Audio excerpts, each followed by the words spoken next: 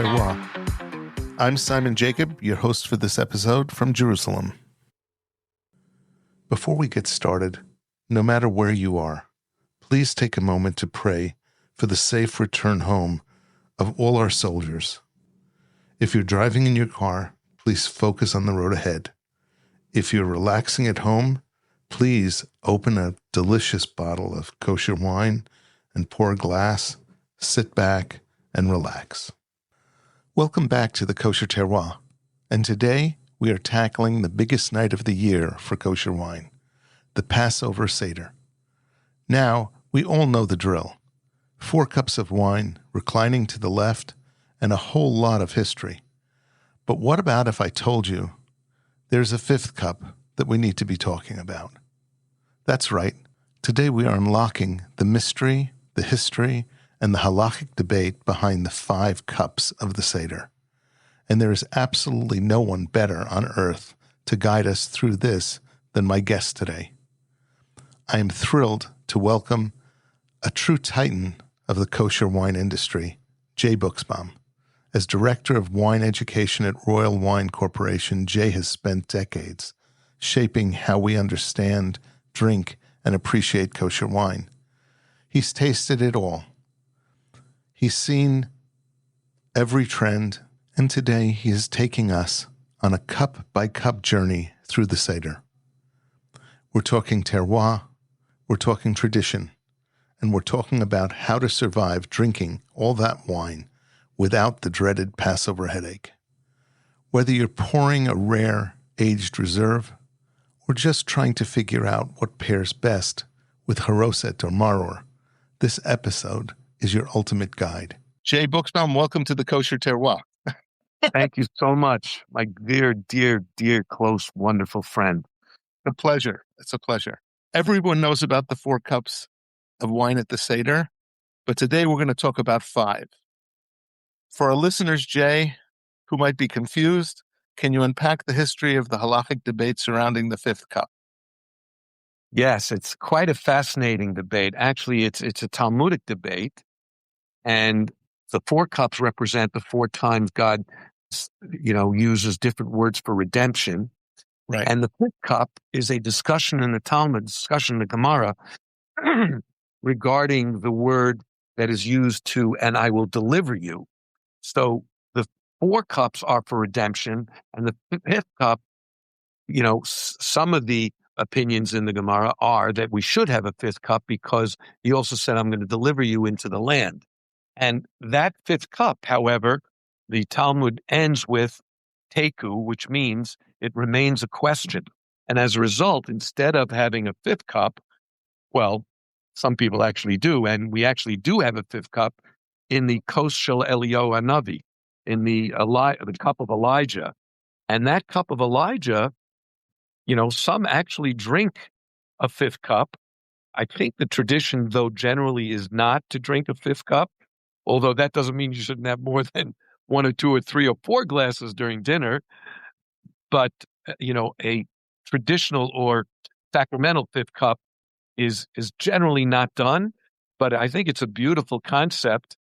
And I think, there are opinions that ever since the establishment of the State of Israel, we have been delivered. And so therefore, perhaps we should drink the 5th cup because that has come to pass as well.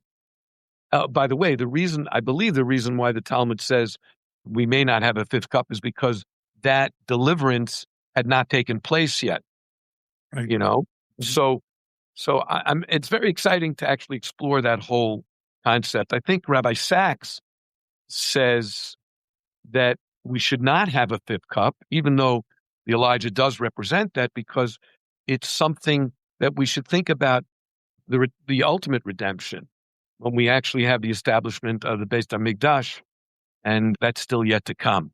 But it's actually a wonderful and fascinating. In fact, because you asked that question, and I did a little research about it, I knew some of it, but I'm going to actually bring that up at this week's Seders. Seder. Yeah. No, it's interesting. The reason they call it the cup of Eliyahu Hanavi is because of the teiku, because the answers were going to come when Eliyahu Hanavi comes.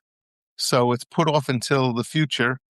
And one other thing that I want to mention is that the Chidah basically says that this is a perfect thing, that this is called the Eliyahu Hanavi's Kos, because his presence is at every Seder. And particularly it's appropriate because we're celebrating, Passover is a celebration of the first redemption, and Eliyahu Hanavi heralds the final redemption. So, Baruch Hashem, we should be able to be zocher for that as well. Oy vey, absolutely. Yeah, Alavai. Okay, please God. All right. When it comes to the Kos of Eliyahu, the fifth cup, do you see people tend to, buy specific wines, perhaps higher end or unique bottles, just for the ceremonial pour, or people just do whatever? So I've heard really generally there are two opinions that I've heard on this. One is that we should always try to, well, again, this is just kind of a social opinion. From what I understand, it has no basis in halacha or Jewish tradition, but we should try to pick an Israeli wine for the Kos Shel Eliyahu. And the other tradition, and perhaps this is Jay Buchsbaum saying it, but I don't mind being transparent and telling you the truth. We generally don't do an expensive or high-end wine here because it doesn't get drunk. Right. So, we would use something more pedestrian, if you will. Cool. All right. So the potential fifth cup aligns. But if I may, yep, go ahead, go please. If I may, just for fun, our tradition is someone always hits the table, so that some of it comes off the top, and we go, "Oh, you see, he's here. He's actually here." Very cool. Very cool. There are many Rebbeim who actually sat at their seders and looked at the cup, and when they and they commented that they noticed that it went down a little bit, that Eliyahu had come to their seder to drink. So you're not wrong in doing that. That's it's a pretty common thing. It's also a beautiful lesson for the children. Meaning, of course, ultimately they will know the truth as they get older, but as young children, they don't forget it if that happens. Kind of like magical. Yeah. 100%. That's part. It's supposed to be experiential. So right. It's Baruch Hashem, it's special. Especially going along with opening the door. Yep. So that's also part of it. And it's part of it that it not only provides a kos for Eliyahu, but now there's a whole protection comment in that Kos Shel Eliyahu, as far as that you open the door at a time when you're very vulnerable.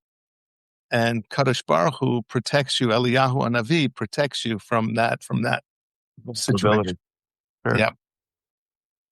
Is there a specific bottle from Royal's portfolio that would capture that feeling of being redeemed, redemption?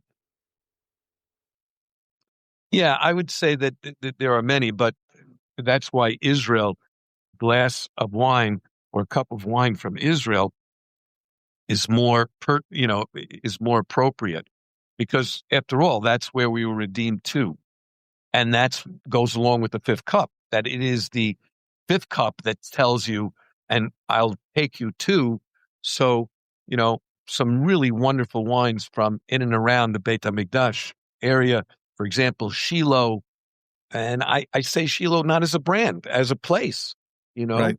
or the Hari Yehuda, which is also, surrounds the Beit HaMikdash, and also even, wines from the Golan or, the Negev, all the places, especially the Negev, where the Jews sojourned through.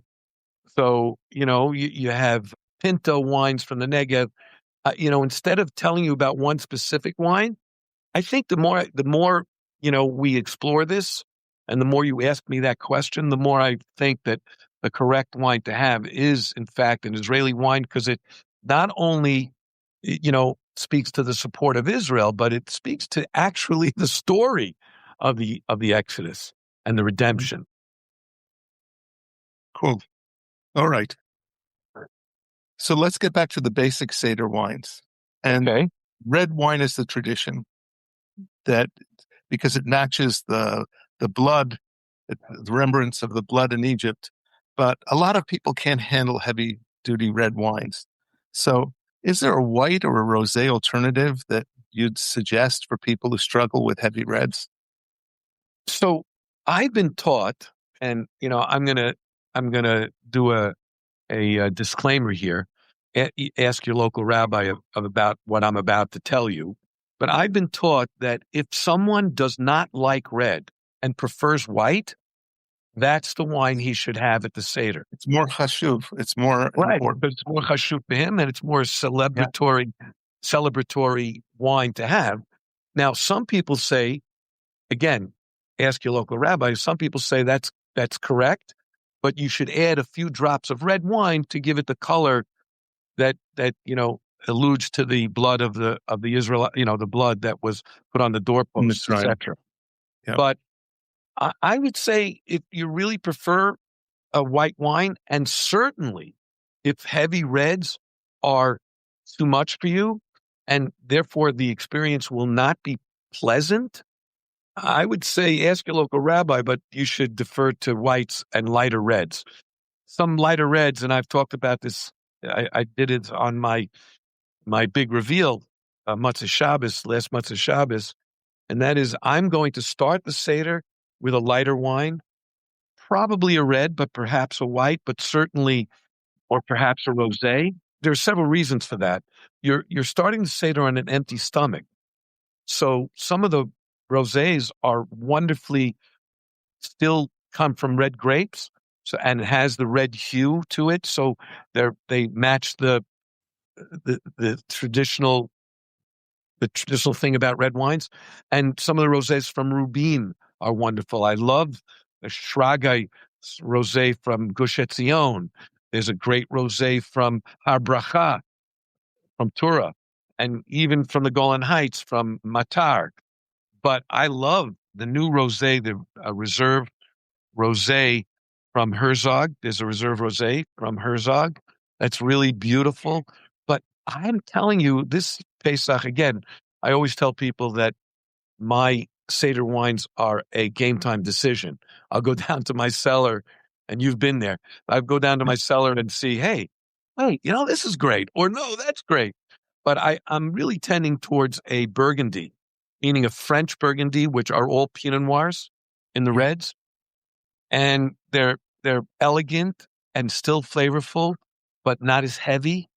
And so that's what I'm going to tend to look for. I think that's what I'm going to tend to look for in my cellar when I get to the Seder on Wednesday night. So for me, it's the vibe of that first cup is supposed to be bright and crisp and awakening. And I agree with you. I love Pinots, and either the Vitkin Pinot or the Shiloh new Pinot are crazy. And Amichai, hit it out of the stadium with his new Pinot. To his credit, and this is important for people to get the message about Amichai and Shiloh. His credit, he's been making Pinot Noir for years, but he's never released it because he was never satisfied with it. And so it just shows you, and he's blended into other things as a result, but it just shows you his attention to detail and quality. So if he made a Pinot Noir, that, he finally made one that he's very happy with. Yeah. Okay. Let's go to cup 2, which is part of the Magid, part of the storytelling part of things. So what's your selection for the second cup? It's not only part of the storytelling, but it's also precursors.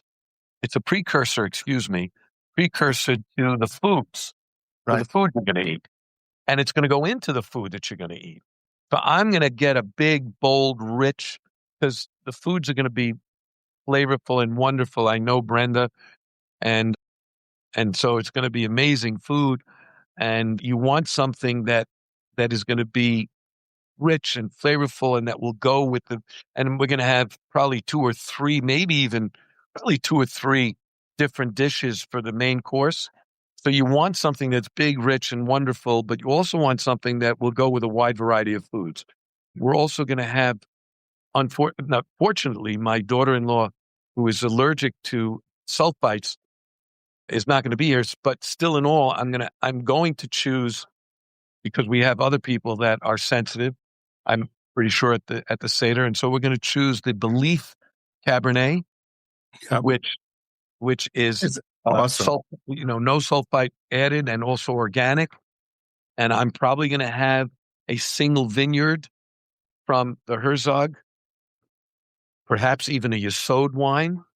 There are Wow. very few of them around, and it's not cheap. But man, if you're going to pull out the stops, the Seder is the time to do that. Or perhaps something from Eretz Yisrael's north, maybe a Neve wine, or there's one of the hidden gems is Carmel's Limited. And I know I'm going all over the place, but these are some of the wines that I think will be really, some of the wines you should be looking at.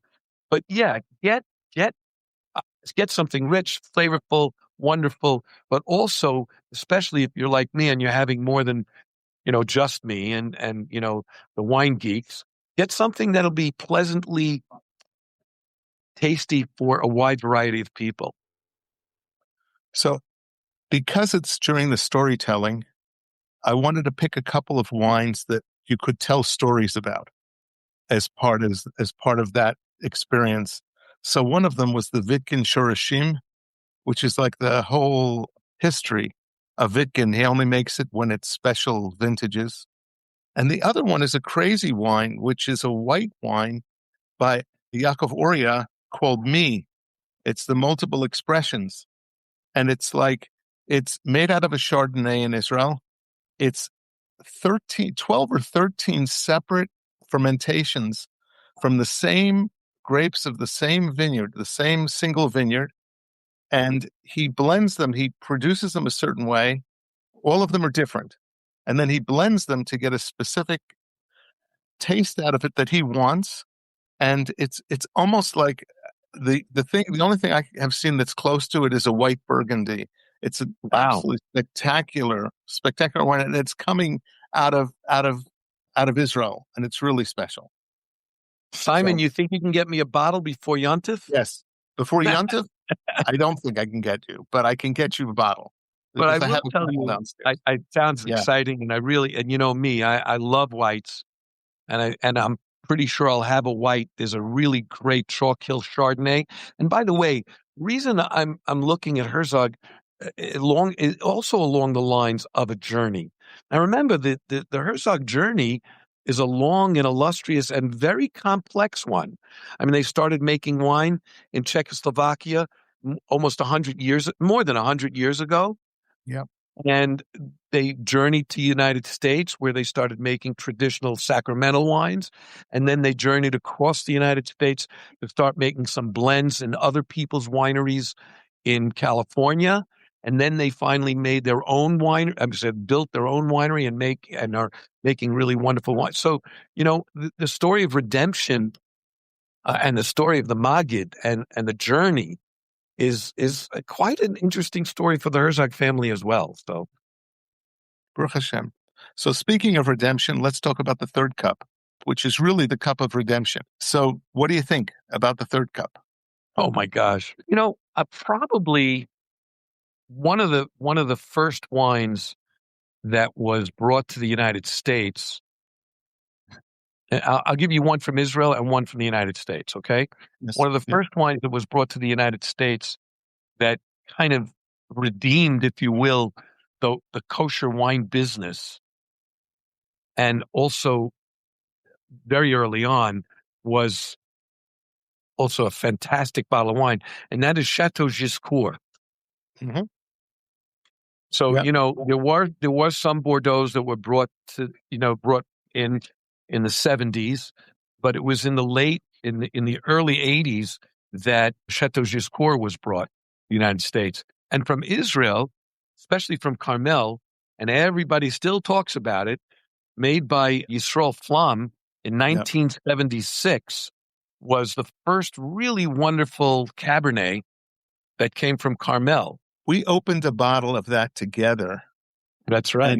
And it was the only good bottle in that case because we drank it, I don't know how many years ago, but it was certainly very old, the 76, but it was there. It was cool. We drank it probably in the early 2000s.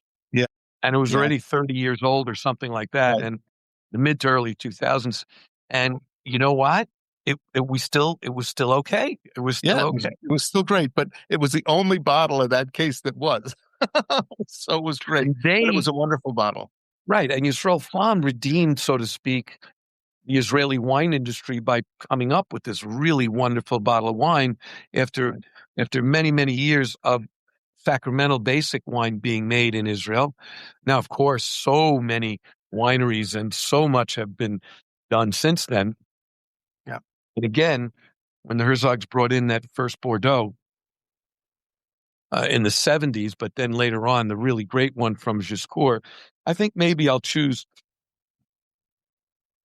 one of the Carmel wines, one of the better Carmel wines, maybe the Limited, which is a hidden gem from them, or maybe an old Giscourt if I can find one in my cellar that's in its 25th or 20 some odd years. I'm not sure I have any like that, but I'm going to look for it. Cool. So for me, because it's redemption, I wanted to stay Israeli with it. So there's two wines that I suggest. Shivi Drori's Givaot Betuni, which is an indigenous grape in Israel. And I thought it was, it's actually kind of almost like a Pinot. When you taste it, it's kind of amazingly like a Pinot. And the other one is Avi Feldstein with his Dabuki, one of the first Dabukis that came out. Both of them are indigenous to Israel, and both of them, I think, are like symbols of that redemption. So that's just... I'm glad you picked the Dabuki, especially from Feldstein, because, Dabuki has become a hot topic in the last 7 or 8 years. Started only about 7 or 8 years ago that the first Dabukis came out.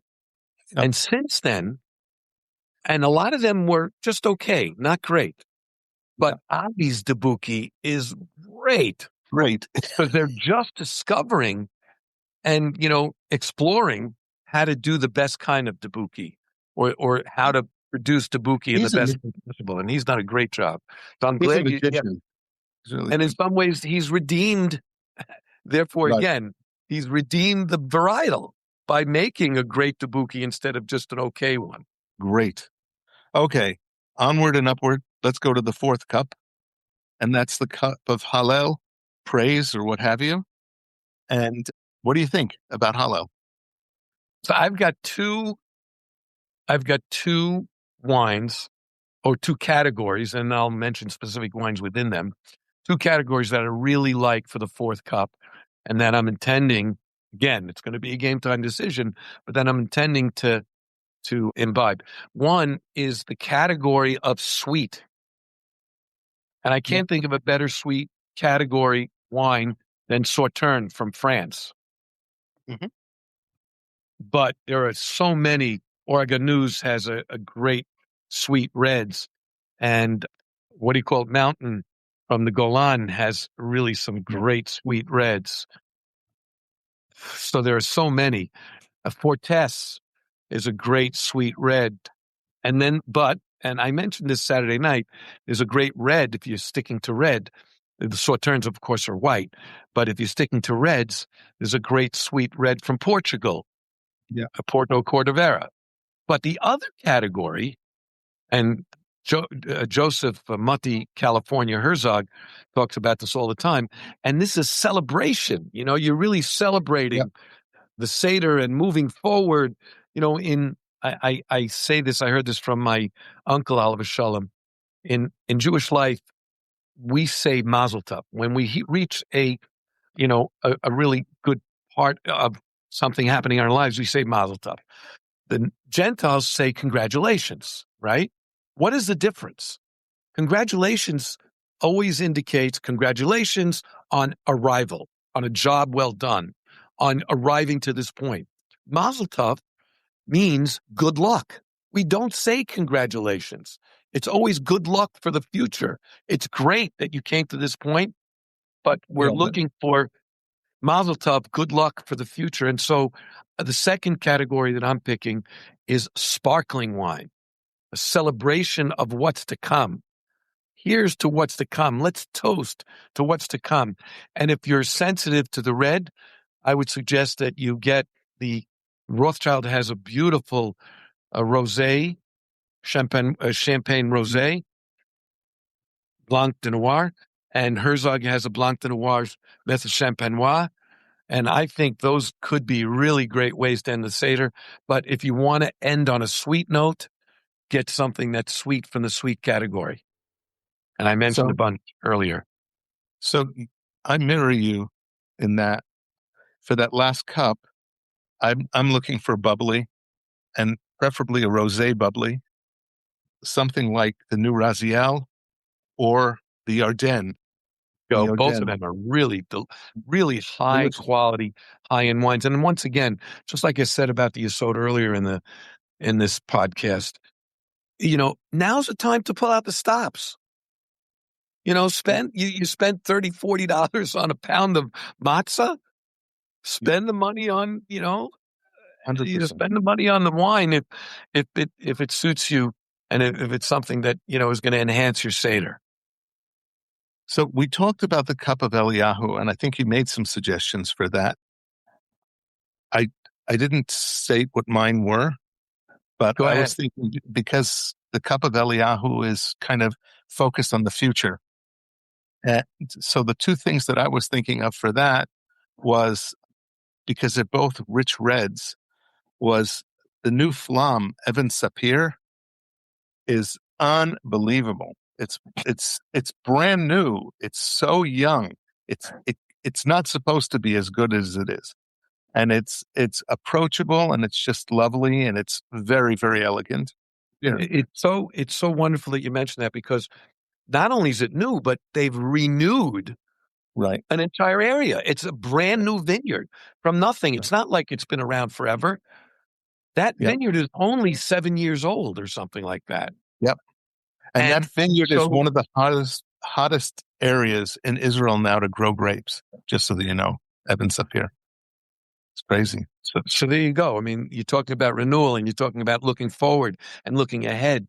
Can't think of it more. And I was the one who said early on that for the Kos Shel Eliyahu, the Elijah cup, it should not definitely, Israel is the right way to go. Yeah. Yeah. I've got a crazy question for you. Sure. About food pairings. So what would you theoretically pair with maror? It's a great question. And I thought about it a lot. And I'm going to take two different countries, one Israel and one America. And I hope you'll appreciate my choices here. It either should be a old vine Zinfandel. Yep. Wow. Yes. Or a rich and spicy Syrah from Israel. Cool. Yeah. Because you have the nuts, and you have the wine, and you have the, even though you shake it off, and the reason you shake it off is because you don't want it to cover up the matzah flavor, but it has all of those aspects of it, that richness to it. Now, you can drink that as much as you shake it off at the Seder. The next day, I know actually people who eat mar. In fact, I heard from my mechutin, Chaim Galertner, that the next day for lunch, you're supposed to eat mar. You're supposed to eat, the charoset, not the mar, haroses. Haroset, yeah. Yeah. I never knew that before. It's actually a Gemara, I understand. There is a tradition to eat haroses. Yeah, there you go. I never did. We used it for the Seder, shook it off, and it went, by the wayside, so to speak. But I think it's a great idea. So pull out a great Israeli Syrah or an old vine Zinfandel, and I think you'll really enjoy it. Okay. I want to take a specific challenging question, because I know that you think about it a lot. Drinking 4 or 5 cups of wine is a serious physical feat. As a wine educator, what is your practical advice on alcohol by volume, ABV, and pacing and avoiding the dreaded Passover wine headaches? But also, some people really get into a bad situation because they drink so much wine. Okay, so first of all, the halacha, again, It's not Purim. I'm going to tell you in advance, ask your local rabbi. But from what I understand, the halacha is that you need to drink a revius. Yeah. Some people say that you should finish the first kos, but that's more, from what I understand, it's more of a tradition than a halacha. But certainly a revius is enough. And according to Reb Moshe, that's 2.4 ounces. Okay. So, keep that in mind when you're drinking through your Seder meal. Second, the Seder meal is going to happen over a 2 to 3. Some people have a 5-hour course of Seder. And so drink slowly throughout. You have time. And so the first glass, if you have a lower ABV, especially on an empty stomach, that makes the most sense. Rosés are in that area. Usually Pinot Noirs and certainly Burgundies, French Burgundies are in that area. And now there are wineries in Israel that are focused on that, in that area. So I would really focus on a lower ABV, alcohol by volume, on the first cup. On the second cup is going into the meal. The addition of food actually helps digestion, higher alcohol. Still, you don't want to blow your brains out with a ridiculously 16% alcohol wine. So look for something rich and flavorful, but try to keep it in the 14 to 15 range rather than in the 15 to 16, which many wines, because of global warming, and you might get into that a little bit later, are getting into these days. And again, go back to a lighter wine for the third kos and try to stick to Rove Kos for the third and fourth kos instead of finishing your glasses. So that's my suggestion. There's no rush. You're not going anywhere. You're sleeping it off. There's no work the next day. There's no emails. So take your time at the Seder, and the longer you take your time at the Seder, the more the wine will be digested over time. Sweet versus dry? I'm a dry wine drinker, except for the last kos, when you might want to end, on a sweet note. As kind of, people talk about, just to give you an idea what I mean by end on a sweet note, people eat, well, actually they use this for Rosh Hashanah, but, let the wine kind of influence, like you've done all this podcast, the wine influence the journey. And so that's why I like to end on a sweet note, because it's just a memory of sweeter things that have happened and sweeter things to come. But for the meal, if you're going to have, unless you're having something really sweet as a main course, I suggest you stick to drier wine. Fruity perhaps, but drier. Mavushal wines. Anything you want to say about Mavushal? Yeah. If you're going to have, like I will, a great diversity of people. Yeah. I think you should have a mix of both. But certainly Mavushal wines, especially today, listen, there are non-kosher wineries, and the wine is not kosher, so I don't want to give anybody the impression that just because it's Mavushal, it can be kosher. There are non-kosher French and American and other wineries throughout the really great wine-growing regions that are Mavushaling their wines. Yeah. The Mavushal process, especially with Flesh Détente, and I'm sure you're going to touch on that, but also even regular, old time Mavushaling has got it down to a real science where the wine is not harmed in the traditional way as it has been in the past. So don't be afraid of Mavushal wines. But if you insist on non-Mavushal wines and some people halachically say that's better, then I think a blend of both Mavushal and non-Mavushals is a really great way to go. Okay. All right. I want to get into a little bit, since you're in the center of royal wine, let's talk a little bit about what your few months have been leading up to Pesach. Royal wine is kind of the backbone of the kosher wine industry. From an insider's perspective, what does it actually take to prepare for the massive logistical hurdle of Pesach globally? I mean, not to dirty the waters at all, but this is Pesach to kosher wine is the OND, October, November, December, where all the non-Jewish holidays take place for the rest of the wine business. So, there's a guesstimate that 40% of our business, kosher wine business, is actually drunk or done or sold, unpurchased during these first 3 months going in, or first 4 months when Pesach is late in April. So we just got to make sure that we have the stock. And with what's going on in Eretz Yisrael, in fact, all over the world, shipping and so on, we have to be ever more vigilant, making sure that we have the wine that we need way in advance of when the holidays and the selling season takes place. And also the variety, because one of the trends, perhaps the biggest trend, still is the consumer walks in to the fine wine kosher retailer and says, okay, what's new?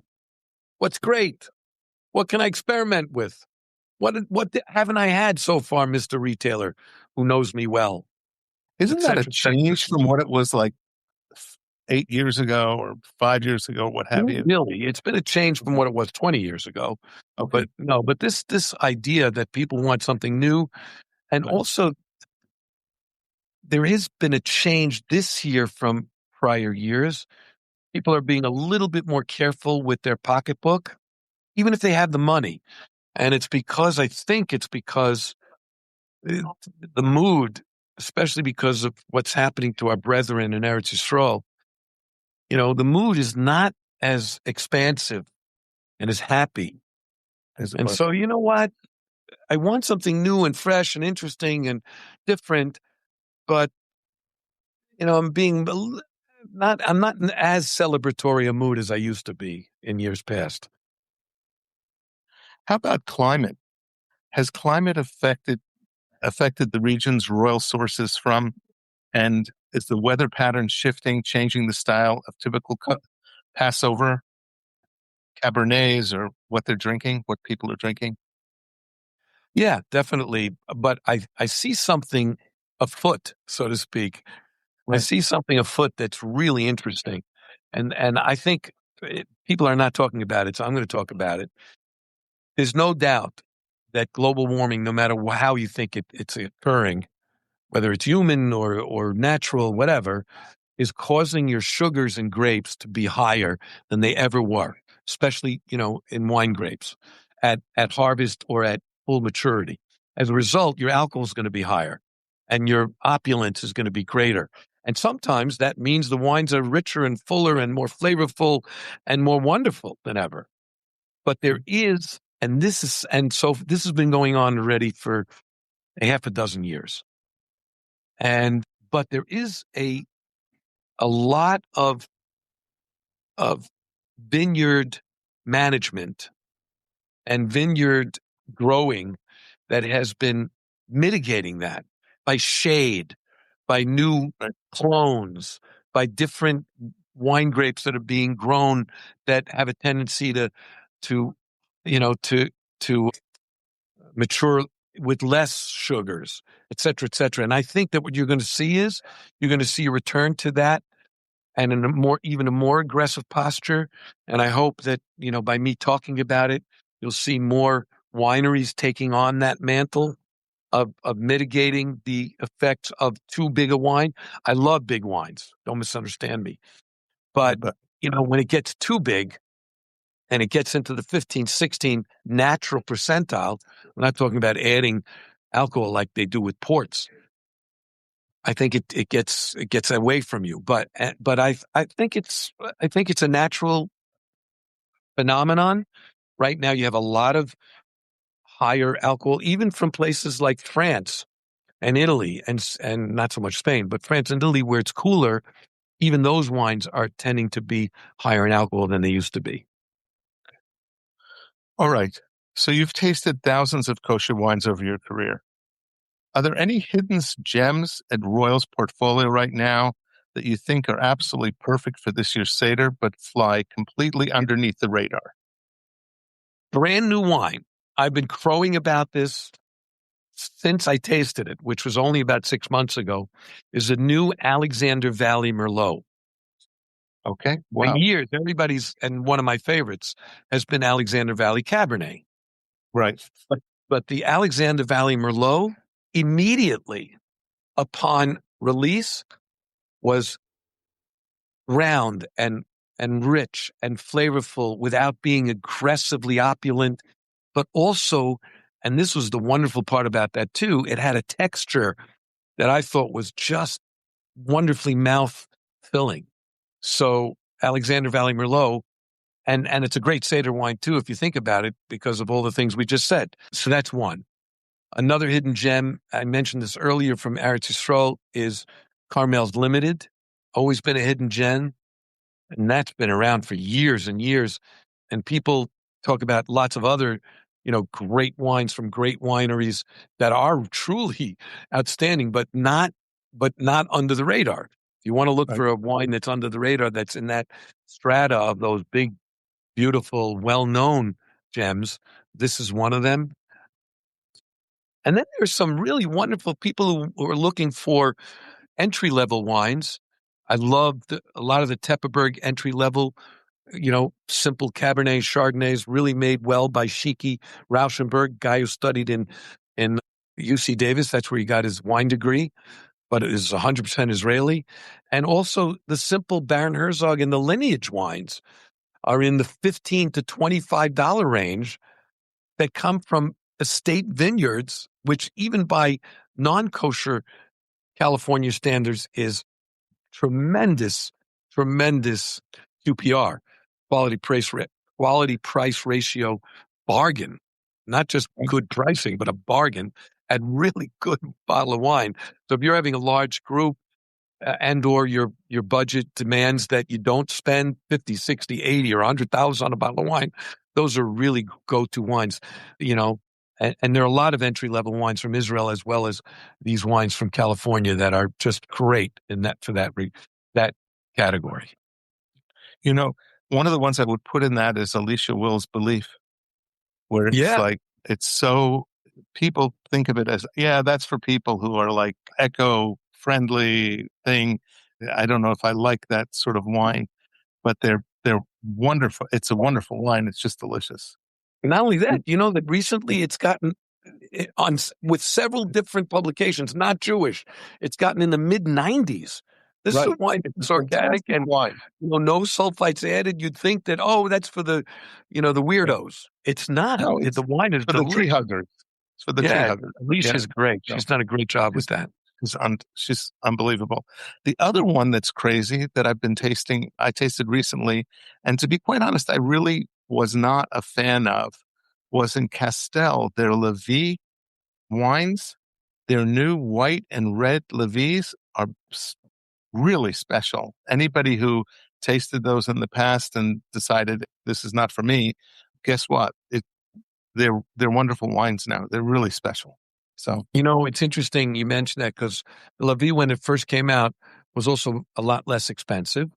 And as time has gone on, as the shekel has gotten stronger and costs of goods have gotten higher, it's grown in price.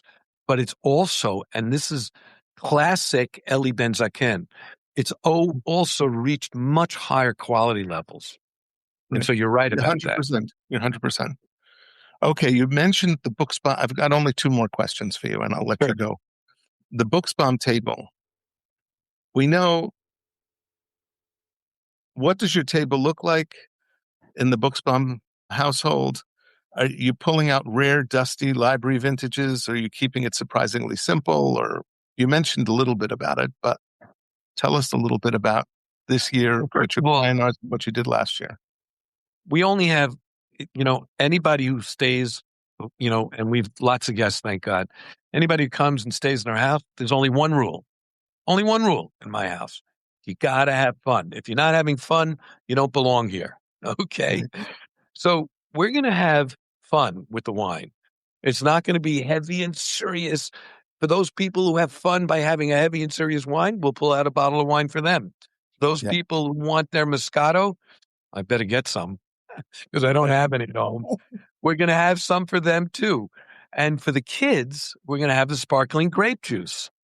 Right. So everybody is welcome to come and, Brenda bought all kinds of little frogs and little, grasshoppers and all kinds of stuff. And we're just looking forward to having a fun time. I'm gonna bring some wine geeks down to the cellar. They're gonna have fun going through it before we sit down for the Seder. So the answer to your question is it's going to be all over the place, hopefully, and in an effort to just make everybody have fun and be happy. Okay. So looking ahead, what's the next big frontier for kosher wines that Royal is exploring, and what should we be looking for out by next Pesach? There's two big frontiers for Royal wine. If you're talking about for only the kosher consumer, it's going to be to get to that 100-point score wine, right, from California or elsewhere, but certainly from California, and from elsewhere in the world, it's going to be to get one of the real iconic brands. And I hesitate to mention their names to actually agree to make a kosher cuvee. So that's for the kosher consumer. I think hopefully we'll reach that before the end of, before we have Seder 2027. But the other area for kosher wine, and it's already happening, but I think hopefully it's going to happen in a much bigger way within the next year. And that is for kosher wine to be accepted by the non-kosher consumer as being not, hey, they're finally making good kosher wine, but hey, I'm going to gravitate to the kosher wine because they're the ones that are getting and making the best Californias, the best Israelis, the best Cabernet, the best Merlot, the best, etc. So that's really the two challenges. And we're working towards that. And it's not just us. Our competitors are working towards that too. And bless them. We support their efforts, and we hope they beat us to the punch, or they get there with us, because that's really where the two frontiers are.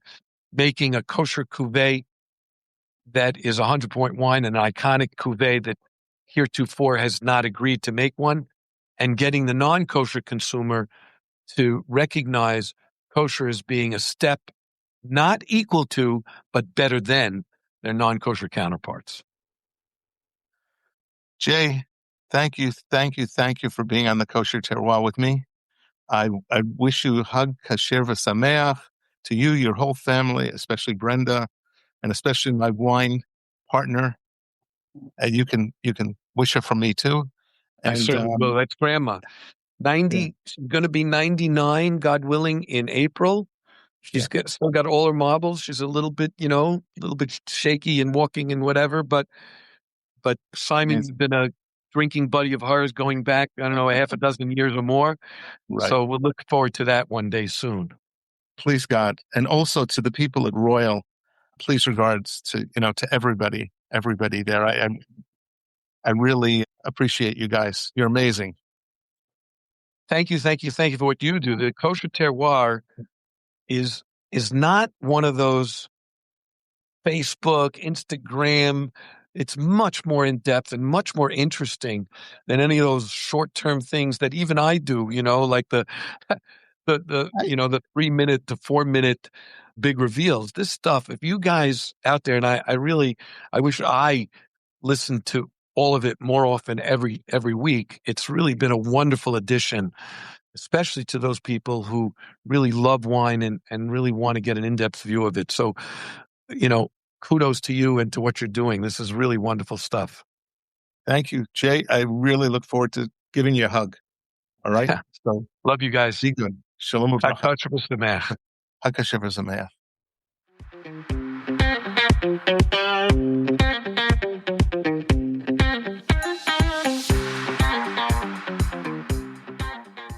This is Simon Jacob again, your host of today's episode of the Kosher Terroir.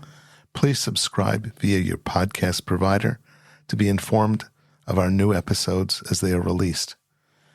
If you're new to the Kosher Terroir, please check out our many past episodes.